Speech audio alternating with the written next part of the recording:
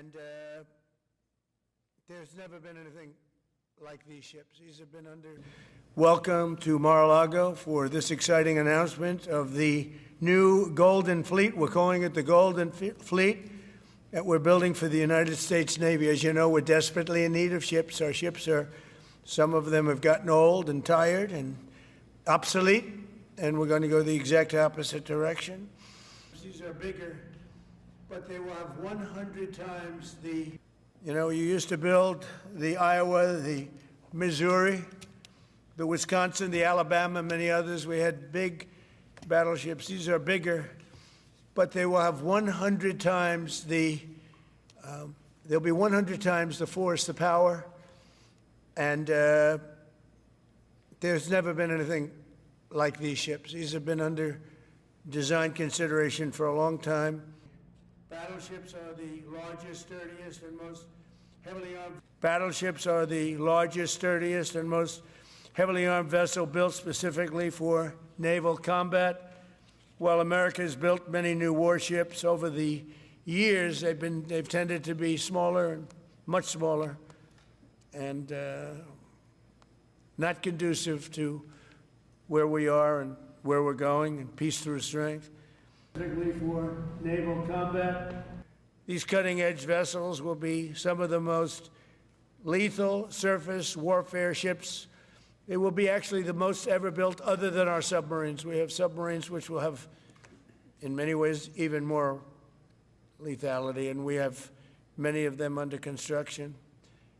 And not conducive to.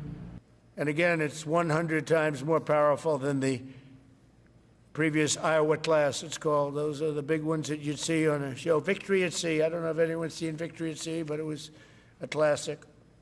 They'll help maintain American military supremacy, revive the American shipbuilding industry, and inspire fear in America's enemies all over the world. We want respect. We're going to have it. We already have it. We're more respected now than we ever were. Through strength. But including, we envision that these two ships, we're talking about 10, but we're going to start with 2, and we're going to quickly morph into 10. And ultimately, we think it's going to be anywhere from 20 to 25 of these. But we're starting with the first 2 immediately, and we're going to then be very quickly involved with, I think, we're going to do another 8. And then we're going to ultimately, and pretty quickly, have a total of about 20 to 25. We'll make that determination. We're going to be upping that also. We're going to be going to I want to be very clear that we're building them here. We're working with others, but we're building them here. We have great Navy yards. We'll be negotiating with some of the companies that are running those yards, taking over the yards. From Theodore Roosevelt, the great. And next week, I'm going to meet with the defense prime contractors. I'm going to meet with them here, Florida. And we're going to be talking about production schedules because they're too slow.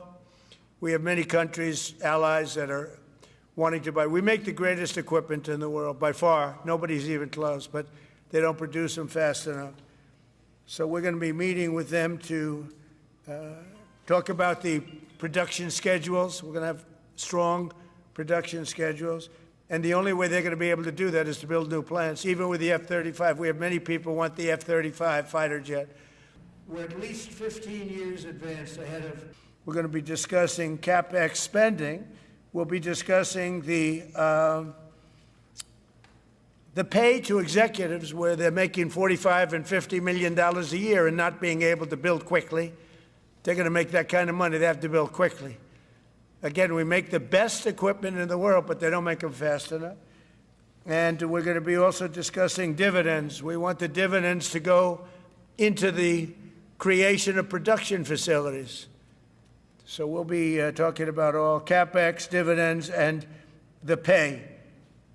We're also going to be talking about buybacks. They spend so much money on buybacks. They want to buy back their stock. I don't want them to buy back their stock. I want them to put the money in plant and equipment so they can build these planes fast, rapidly.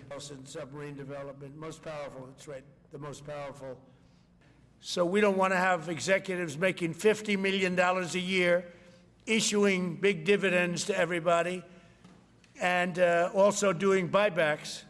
And then they say, well, we don't have the money to build the plant. They got to build plants. Plants to make F-35s, plants to make helicopters, plants to make the F-47 new jet.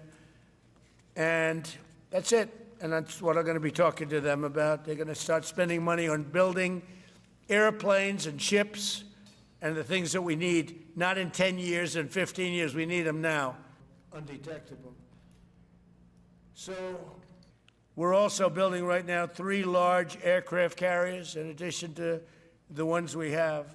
We arm just in terms of guns and missiles at the highest level. And we're going to be working very hard with companies, but we're also going to be penalizing companies that aren't doing a good job. Of hypersonic weapons, many hypersonic weapons. These ships are made of steel as opposed to aluminum. It's a big difference, as you know. Battleships, the great battleships, had 6- and 7-inch steel hulls, and these are going to be likewise made out of very powerful steel. Our steel industry is coming back very strongly, by the way. It's coming back at record numbers, and we're going to be using them for the steel, but electric rail guns, and even the high-powered laser. For more such videos, subscribe to the Newsx YouTube channel, hit the bell icon.